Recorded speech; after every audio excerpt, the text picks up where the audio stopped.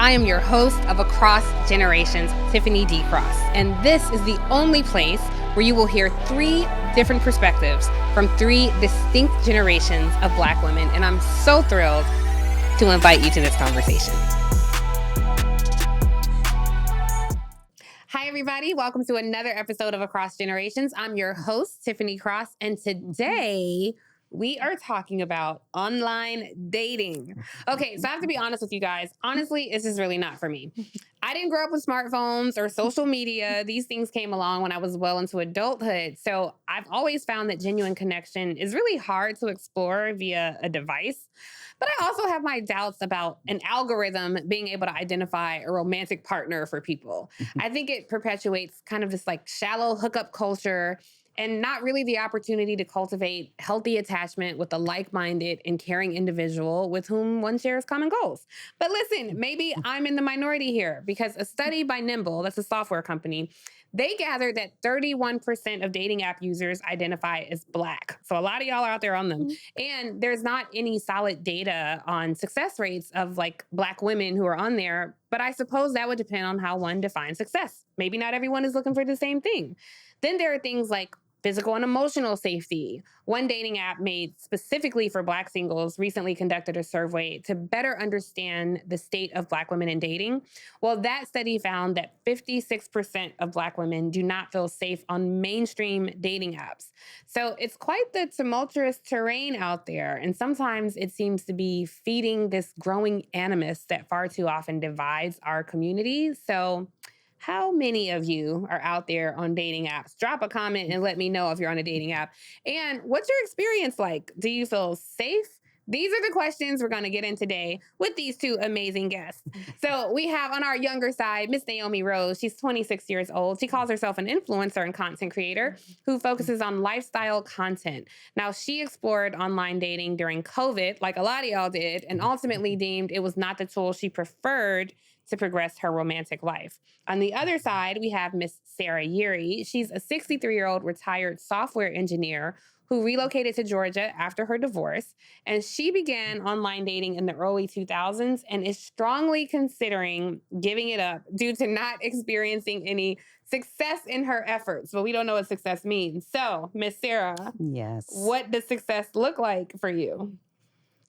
Well, success has been different at different times. Okay. So like at 63, what would it look like for you? At 63, now that my kids are grown and I'm retired, I really would like success to be a companion that I can actually date. And I mean, leave my house. Not be in your home. And we actually go to an event and date. So do you find that a lot on dating apps? Like these men are like, come over, come through, up? Oh, yes. Really? Oh, yes, especially the free ones. What do you mean, especially the free ones? Is there some non-free people out there on these dating apps? Facebook dating is a free app.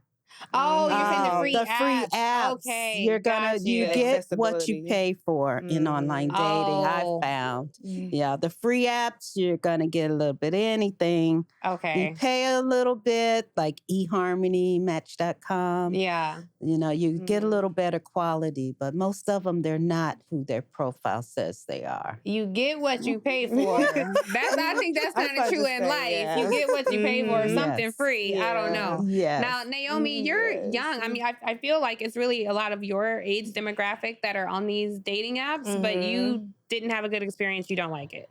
Not really. I have to agree. I think it opens up a new door for dating, but there's so much that comes with it. I feel like in my generation, I guess there is that accessibility. Also, we're like risk takers, so it's kind of like, why not try it? But sometimes it's just not. It doesn't work out how you intend. Yeah. And so I've had some very not so satisfying experiences with it. Well, something that I found interesting when I was doing some research for this show is a lot of the Black men on these dating apps are not necessarily interested in Black women. And that a lot of people are open to other races, but Black women, I believe, were the least open. White men were the least open, and I think Black women were not always open as well. But the consistent thing across the board was like Black men aren't on these apps to find people like me. When you were on those apps, did you have that experience, or were you matching with folks who look like you? Majority did look like me, but I think I just kind of connected the dots with like me kind of putting in my preferences. So with the dating apps that I used, at least, it was very like concise, and you were able to like limit like down to the T kind of what you were looking for. Well, let me just say this was a study from Berkeley. Okay. And it was data gathered from more than 1 million profiles of singles looking for love online. And it showed that whites overwhelmingly preferred to date members of their own race. And Black folks, especially men, are far more likely to cross the race barrier. Are you open to dating outside of your race, or are y'all more like, I like it like I like my coffee? That's funny you should say that, because I also, in addition to online dating, signed up for a matchmaking service.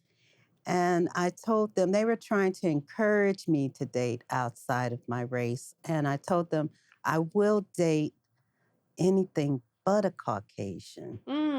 So you're open. I'm they gotta open. have some melanin. They gotta have some a melanin. Black man. Okay, Yes. I get that.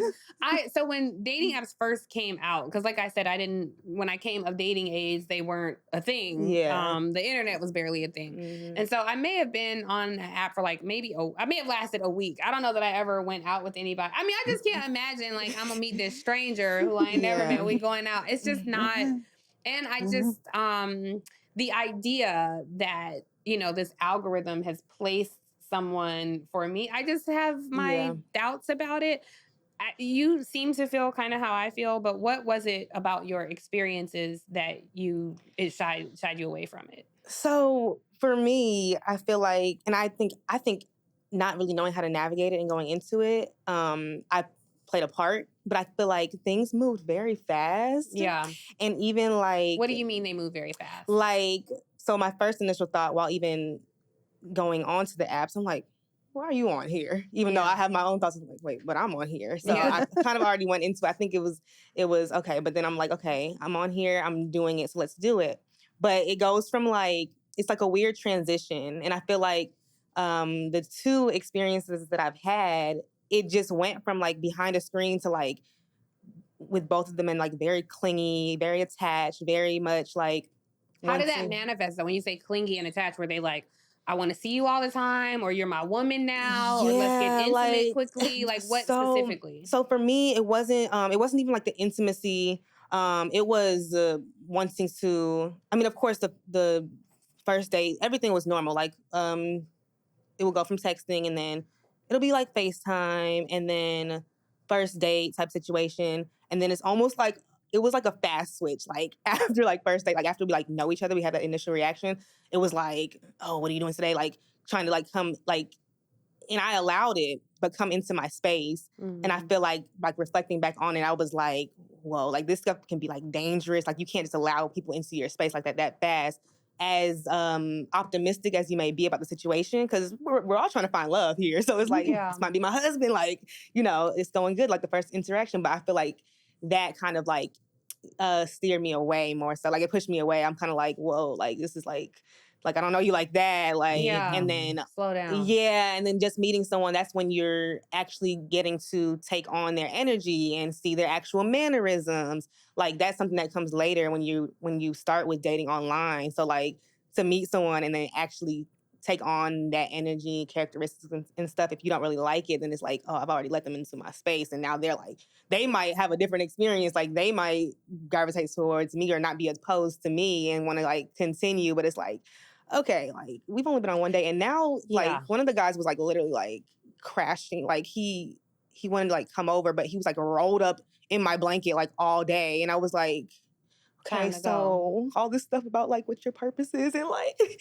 your career path and stuff, like why are you not doing that today? Like it was just like it was like a complete like shock. So well, that's I mean, I think that's kind of like my perspective on it. And I would say, not that you ask my advice, but I do think this is something so important for younger people because in your 20s, everybody you meet is not going to be a husband. And I don't even know that it's healthy to look at everyone like a potential husband. Exactly. I think it is the time to get to know yourself, what you like, and it makes that journey home to self later in life a lot smoother. I went through a period like that where everyone I met is like, would you be a good dad? Would you be a good husband? Could we raise children together? Are our values aligned? And if you didn't meet those things, it was like, okay, I can't have you in my space. And looking back, I think, I could have had experiences with people that helped me learn myself better because some of those things I didn't learn about myself till I got in my 30s or my 40s. So I think it's a fine balance. Although everybody doesn't deserve your time. I think you have to find, the balance where it strikes. Yeah. You have learned those lessons, like you are on the other side of life. What I love about you, Miss Sarah, you're like, I still go out, I still kick it. Like, when is it supposed to stop? And we were saying never. It ain't never supposed to stop. So as someone who has, lived this full life, the journey in online dating, do you find that men are looking for something serious, or are they typically looking for a long time or a good time? I would say the majority online dating, they're just looking for a good time. And are you okay with a good time, or would in you my want a long 60s, time? I'm not. Okay. Right? Okay. In my 60s, I'm not. That's why I'm probably going to give up online dating. Yeah. Yes. And then you have to really know yourself and know what you're willing to do and what you're willing you're not going to do. So you don't put yourself in the situation. You don't bring them to your home. You don't even let them know where you live until you feel comfortable. You drive yourself to the date, and you meet them out at an establishment. You meet them out. So you put up your boundaries. So I've learned to put up my boundaries and also to look at those red flags. And I don't know why I was attracted to the last online dater when he said, "Sarah, I'm not afraid of you." And I thought that was challenging, but he was afraid of me. Yeah, he's a peculiar person. What was happening when he said, "I'm not afraid of you"? That he really was afraid of a woman. Yeah, I guess from reading my profile, college educated. I didn't put too much in my profile. I don't know. I nice looking college educated woman in her 60s, and his line is, I'm not afraid of you. Talk to me. And I do reach out to you. So, I'm like, what's wrong with me that I answered that ad? I thought it was a challenge. So I think sometimes I use online dating as entertainment. Oh, interesting. Yeah. Okay, well, Miss Sarah, I want to ask you a question, and I do not want to be out of pocket, and I don't want the question to be disrespectful. So if you feel like I am, please feel free to pop me on my fanny. But I am curious, as a woman in your 60s, the intersection of online dating and sex, like what it's like, and if somebody isn't necessarily looking for a long time, in your 60s, are you good with a good time if it is the right time at the right moment? Or are you like, I don't know. I just think for all the people, like growing up, like I grew up with Blanche, like Dorothy, Blanche, Rose, and Sophia. Blanche let us know, like, no, we still getting it in. Exactly. I'm like, where's she going with this? I'm like, is she thinking that my 60 is you should hang it up and you don't have sex anymore? It's not that you don't have sex, but can it be casual? It's like, all right, you might not be it, but you it for now. Well, see, you don't know. Yeah. See, that's the whole thing with life and dating. Yeah. You think, okay, this is going to be it. And this is going to be the last one I ever have sex with. Yeah. But it doesn't end up like that. Yeah. But yeah, I'm not in for the good time, but there were years when I was in for a good time. And just because for research purposes, does sex get better in your 60s? It takes two to tango. So. That is such a hard. It depends on who you're asking. Got it. But it can, because you should know a little bit more about what you like and what you don't like. Yeah. And so, with the right person. Yeah. So, and it helps when you have that comfort level, and it's been years of knowing that person, right? Yes. And knowing yourself. Yeah, knowing yourself. Yeah. So, when you meet someone now, online dating, and actually I did online date someone and they really wanted to do it, right? Yeah. And I'm like, okay, we just came from a nice concert, and we don't really need to do that. Yeah. And he's like, yeah, we're going to do it. And I'm like, it really wasn't all that. And, and I'm like, he really isn't anything to be afraid of. So the experience. It's like I could have said this. That's too bad. Did you have a good experience? Is there a story to counter that story? Was there one time you like, we came from a nice concert?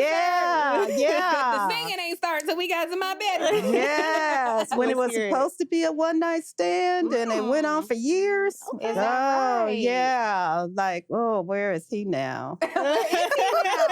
What happened with him? Did he just fade away? Yeah. Just faded away. He faded to black. Well, maybe he'll be tuning in. Yes, maybe who knows? Maybe he online. will. Yeah. I'm still here. Yeah. Single and ready to mingle.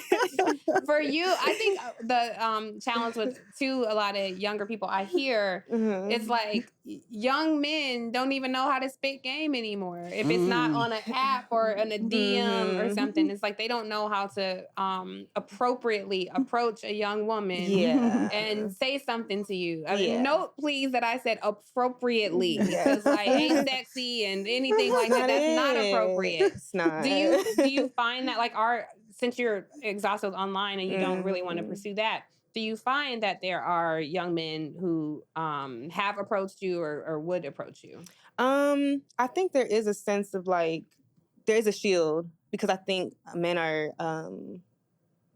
a lot of men, it's the rejection that kind of, they don't even take the steps to, but from a woman's perspective, many times it is how you approach it. Like the rejection comes when you don't feel respected, or like, because if the way you approach me is just in a disrespectful way, or like not of any type of class, then I'm not going to expect you to court me properly. So I'm not even going to give you the first step, which is like my number. Like, so it starts with that. And I think a lot of men don't really understand that. Like, they don't think too deep into it. It's just like, to avoid all that, let me just not even. So I think men approach less, but also I had to realize that it's two-sided. So like, I've just started to be more intentional with where I place myself. Like, if I'm on Edgewood, like what do I expect? How do I expect to get approached on the street? Edgewood is a working class neighborhood. Yes, not being super judgmental, but but if you live in Atlanta, there's just certain areas, certain spaces. Be intentional, just like with a business or like any other field. Like, if you're gonna go to a networking event, like, where are you placing yourself? I think it's like it kind of takes a part in like how you get approached. I'm baffled at how many people, even adults sometimes, like I typically do not get approached in an inappropriate way. Like most people are, very top, very respectful. But I ain't gonna say who, but we were filming in New York, and this rapper, I'm looking at my executive producer off the camera because she knows what I'm talking about. This rapper came by the set. And my he had DM'd me before, but I never saw it. I never really responded. But anyway, my executive producer was coming back into our suite, and he was in the hallway. She is a grown woman, a mother to professional woman, just here doing her job. And he was coming in to holler, and he was like, "Hey ma, how you doing? Oh, hey ma, how you?" Like, come on, guys. Like, and this dude was well into his 50s, and respected. A respected MC. And I was just so disappointed at how he was speaking. Yeah. So what I know to be true is, as ladies, or women, however you choose to call yourself, when you stay here, the right ones will come here. Yeah. If you lonely here, then that you'd rather be lonely than to take it here and mess around with who's here, you know? True. So if they don't know how to appropriately approach you, then, you know, a dating app sometimes doesn't always filter that out. So I say that to say, because when somebody is typing, it's different than when they're speaking. So what is the thing that people say on these apps that might get your attention, that you might feel like, oh, okay, this is an appropriate correspondence? So I've had one experience with someone who it didn't even make it to like the actual dating in person, just based off our texting and like FaceTime calls and things like that. He was very much like into himself, and it almost seemed as though he was like looking for an opportunity. Like he was an opportunity for what? He was like talking about his music and like just like rapping. It was like really weird. And I was like, it was like such a turn off. So it didn't even like get it to the next phase. But I feel like the initial texting and talking before you meet up, like I was kind of mentioning before, like you don't get that chemistry. You don't see their level of intellect, or like, you know, how they even speak and things like that. So I feel like you pick up on all of that during the first in-person interaction. And many times, like when you meet someone in person to start off with, that's the thing that gravitates you towards them or not. So like, it's almost like you don't even know, like if I were to have met you in person versus an app, like would I have really been attracted to you? And sometimes you don't realize that until later on. So I feel like that's kind of the part to navigate that gets like irritating, because it's almost like you feel like you wasted some time when it's like, if I just had met you, I probably would have never even been like attracted to you. It's so crazy, like how through a screen or like through texting, or like how people can kind of like be like selective about what they share or how much they share. Because they're able to. When you're in person, you can't really do that. Like, it's eye contact. It's exactly. If I'm asking you a question and you avert my eye contact, then I'm thinking about, you know, why did you look away when I asked you that question? Exactly. They could be nervous on certain topics that you could have a certain conversation through the phone, and they might seem completely comfortable and open, but like if you were in person having that same conversation, they might have been like maybe like stuttering or nervous or like sweaty, like, or like looking even around. Something as simple. Someone I dated for a while, I remember the first time we went out, we were locked. You know, we were looking each other directly in the eye, and we were for hours, you know, just so enthralled in each other's conversation. And I asked him about his mother. That was the only time he looked away. His mother had passed away in 2016. But even something like that, it let me know, oh, this is a sensitive topic for you. And oh, let me hold your pain in this moment. And let me understand that better about you. I just don't know that you get that on an app and an algorithm. What's something that someone, like when they, I don't know how, if they swipe or slide in your DM or however it works on these dating apps, like what is something that they can say to you to get your attention? And honestly, I don't even know if on these apps are in the space that you're dating, are you the chooser or are they the chooser? It goes both ways. You can choose, and I preferred the like Match.com and eHarmony, where they ask you certain questions about your personality. And that's kind of more like an algorithm, or it's really based on your personality. They say matching you with a person than just swiping and reading someone's profile. But one thing I would one thing attracted me is when they could spell and their grammar was correct. Because you would be amazed by some profiles, and it's like, okay, you even have spell checker. You know, you could use. You didn't put a lot of effort in there. Yeah, you didn't put a lot of effort. So being able to spell is something that will get your attention. That and seems their pretty pictures, what they have pictures of, if they've done anything. Because I was really on there to meet people to do things with, to actually date. You know, it maybe travel. And then you see that it's just pictures of them in their room or in the gym. And they haven't been outside. You know, they haven't traveled. But they may say in the words, I like traveling. Like I did meet a guy once online, and he said he liked traveling.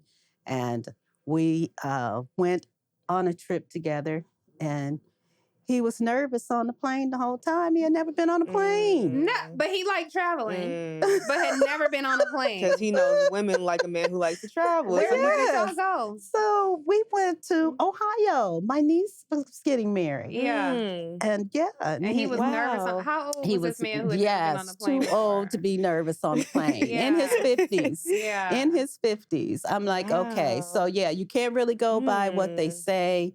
So that's one thing I would like when I meet them in person to kind of verify, okay, when I meet them in person, I'm going to verify if this and that and the a other lot of dishonesty. is really true. Yeah, there is a lot of dishonesty or a lot of, they want to be that person in their mind. Yeah. And they think they're that person maybe, but no, traveling in your F-150 to Florida is not traveling. Right. A road trip is not necessarily okay, so knowing how to spell, authentically liking to travel, pictures showing that they do something, they're active. What else would catch your attention?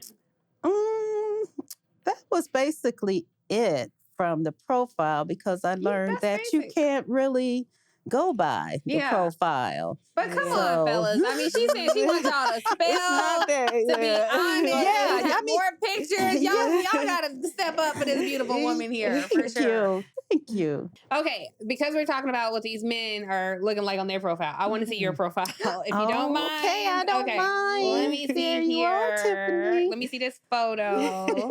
You look beautiful on your photo. Thank you. I don't want y'all seeing everything. I try to present well. You look beautiful for your photo. Because, a lot of people, there's also the issue of catfishing and people not, looking like don't put your picture when you 30 years old on your profile if you 60 something, you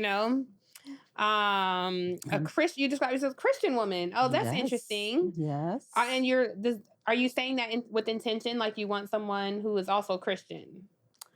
Or you just want them to know I would you prefer a Christian, and both. I would like them to know that yes, I am a Christian woman. Don't come here with that little fluffy negativity. Okay. And you're intentional about meeting people I am comfortable with as companions for conversation and dating. I enjoy traveling, sports, concerts, and cultural events. Yeah, I mean, this seems very... look at all your pictures on here. Okay, so you talk about traveling. I don't see pictures of you traveling on here. Yes, because I'm looking for someone to travel with. Okay, but I do travel. You do travel? Yes. Okay. Any reason you don't put those pictures on here? I think I just didn't put them on there. Okay. That one. But just I so y'all know, it's pictures of her in a beautiful deck with a garden, and her little red dress on, hands on her hip, a selfie, your birthday picture. So, yeah, I mean, this gives a good... If my uncle's watching, they might slide in your DMs later. But they might be texting me about you later. Stay tuned. But, yeah, I think that is, how you present is, a lot to do with what you attract.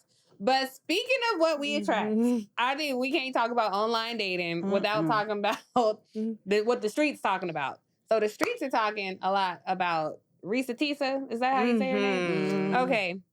Risa Tisa. I'm excited about this, honestly, because Natasha Rothwell, who's an amazing actress who I love, she played Kelly on Insecure. She's going to be playing Risa Tisa. But for y'all that don't know, if you've been under a rock, she was the woman with the 187 posts on TikTok. I think it was like 52, 58, but I couldn't get through it all. So I had to have, I'm like, somebody watch and give me the cliff notes on this. But essentially, this man was a complete lie. And she did the Who the F Did I Marry? And this man completely misrepresented himself. And, it's kind of become this cultural phenomenon and, it's becoming a miniseries and we're making fun of it. But the fact of the matter is there are dangers out there outside of your physical danger. So please, if you're online dating, be careful, date responsibly. You heard Miss Sarah tell y'all, don't go get in somebody's car. You meet them out in a public place. And they don't need to know where you live, all those things. So please keep yourselves safe, ladies and gentlemen. But there's also the emotional pain and torment that comes from that. Somebody, who ghosts you, who shows up to take and then disappears. Someone who misrepresents themselves. Someone who is in an exclusive relationship and is creeping on these dating apps. Have you ever had anything like that happen? So fortunately, no. But I feel like although it was like years ago, and like I mentioned, letting that person into my space, I quickly like learned my lesson just from hearing like other people's stories and just reflecting back on it. Because especially I feel like a lot of factors apply. Like when you're dating, I don't feel like you're only considering yourself depending on your circumstances as well. Of course, none of the men that I've dated have met my son, but I do have like a son and things like that. So just like what you're exposing yourself to is so important, and things could have gone like a certain way. Yeah. Did you follow the Risa Tisa saga? Yeah. So with her, like I feel like it's so like I feel like she was just like really like bamboozled. Like I feel like if she was going based off of what was presented to her, like she wouldn't have ended up in the situation. But it's like it's almost like how do you control? Right. And I have to say this because a lot of times when women find themselves in these situations, I am baffled at how many people attack the woman. And misogyny is real, and it doesn't always come from men. It's like, ladies, have some empathy for this woman. And if you the worst decision you made, if it were put out there to be consumed by social media, how would you feel if somebody was they were constantly commenting on what you should have done, what you could have done? It's like, have some grace for your sisters who are out here looking for partnership, just like a lot of you guys are. So my heart breaks for women who go through that. Absolutely. As human beings, we are designed to desire attachment. This whole evolution of women out here, busting it open for anybody who comes along, that is not our natural state of being. And, you're never going to outman a man. So, remember who you are. And when women do that and get their feelings hurt, it's sad. And I just think we should have empathy for each other. So I have a lot of empathy for what this woman went through, even though, it's kind of become a joke and people are laughing at it. That had to be devastating to her to be so vulnerable. Did you follow the Risa Tisa saga? I didn't follow it, but I did hear, that someone portrayed themselves to be somebody they really weren't. And he was diabolical. He was taking calls, like straight up doing improv, like faking a call in this company where he was allegedly an executive that it was never happening. It's like if I'm sitting here talking to y'all, but ain't neither one of y'all here. It's crazy. just that wild and weird. I've had that situation, Really? but that wasn't with someone I met online. That's someone I met in college. What happened? I knew they had gotten married after college, but then they come around like 10 years later as though they're single and dating me. I mean, actually spending the night over at the house dating. So why would I think you're married? Yeah. Right. So when I realized he was married, I saw a picture on Facebook and blew it up. And I'm like, is that a ring on his finger? Yeah. This brother's still married. So when we were having a conversation over the phone, and I said, I see that you're still married. I said something about your wife. And he said, oh, wait, the police are pulling me over. And I was like, no, he is not. And he actually had a conversation with the police. And there was nobody there. I know there was nobody there. God. That's extreme. Yes. Wow. So he was on the phone with you and he wanted to get off the phone, of course. And I'm like, no, they're killing black men out here now. I'm gonna stay I'm gonna stay on the phone, right? I'm gonna stay on the phone. And he started having I never heard another voice. Yeah. Right. Only his. Right. I only hear his voice. And then I'm like, I just hang up, You're just. That's one of those you block. And I mean, that's another thing. Not that y'all ask my, I ain't no dating expert, believe me. At this point, we'll take all the advice. Right. I need it. I understand how, women can feel a way. And that voice that tells you something is not right. Ladies, don't ignore it. Sure. Don't ignore it. That intuition, I think God gives us that gift for a reason. That intuition that says, something about this does not feel right. Ask yourself, do I feel safe?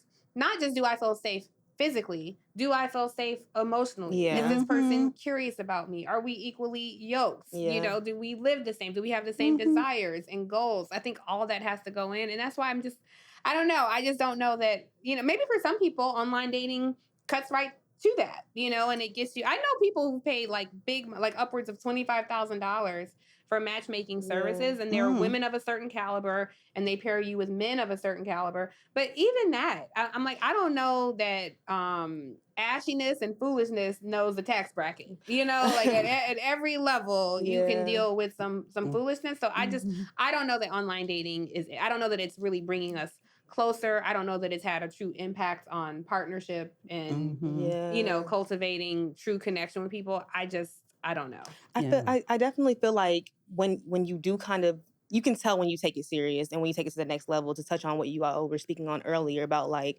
if you're like investing into, like, if you're paying for an app, like you want to see longevity, like you have a different like purpose with it.